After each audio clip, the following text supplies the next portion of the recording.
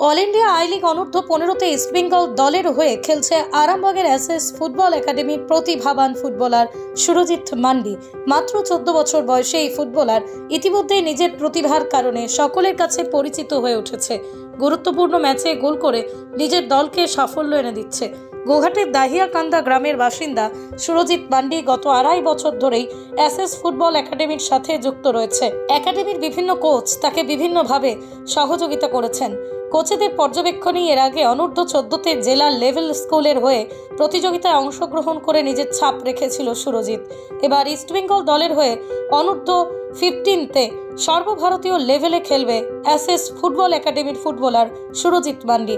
নবম শ্রেণীর ছাত্র সুরজিৎ জানিয়েছে, তার বাবা একজন কৃষক, কৃষি পরিবার থেকে উঠে এসেছে। সে ছোট থেকেই ফুটবল খেলেছে। একাডেমির সাথে যুক্ত হয়ে আজ যে পর্যায়ে খেলছে তাতে করে অনেক খুশি বলেই জানিয়েছে সুরজিৎ। খেলা কেমন লাগে? খেলা কবে থেকে শুরু করেছো? ছোটবেলা থেকে।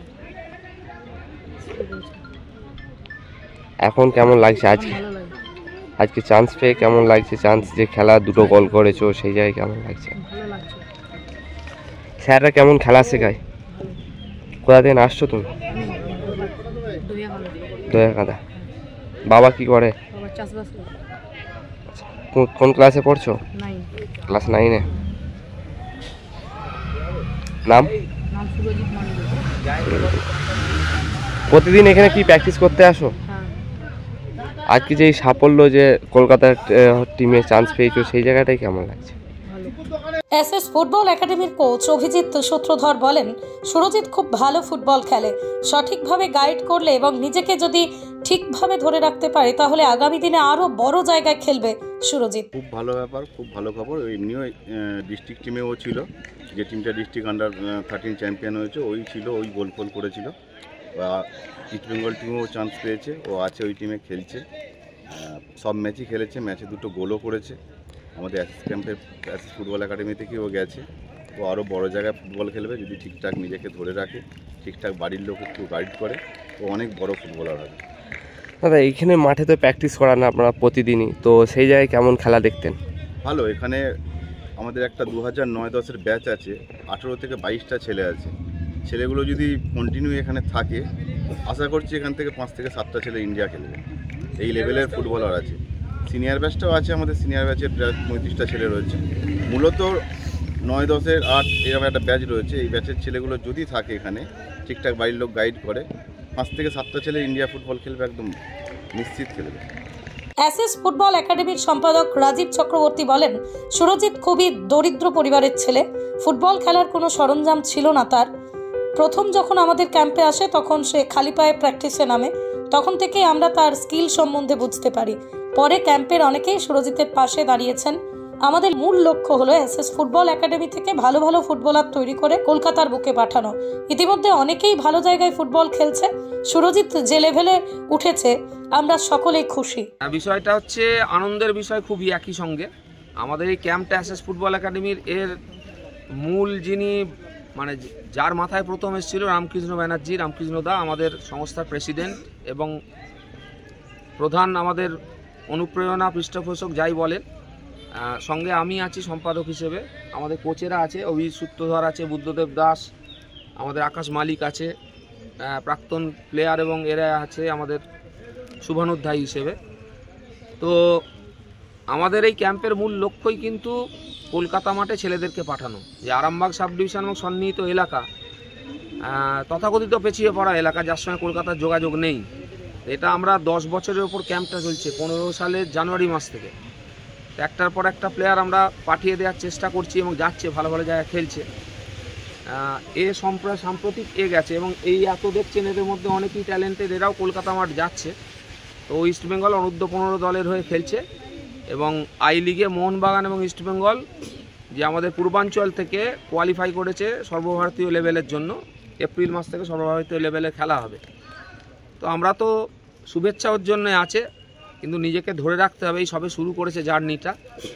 তো এবার ওর টেকনিক্যাল পার্ট ভালো, কিন্তু ওর চেহারাটা একটা অন্তরায় আছে। বাড়ছে, বাচ্চা ছেলে। কবে থেকে শুরু করেছিল খেলা?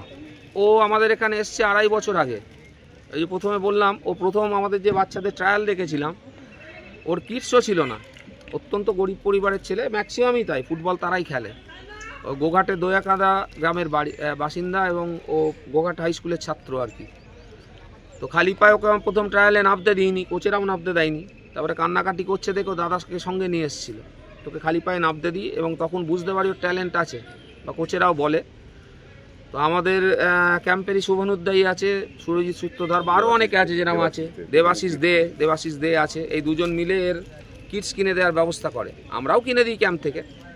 তারপর থেকে কিন্তু আর পেছনে তাকাতে হয়নি, ওর নিজের যে প্রতিভা এবং লড়াই চালিয়ে যাচ্ছে। আপাতত ইস্টবেঙ্গল অনূর্ধ্ব 15-তে গেছে।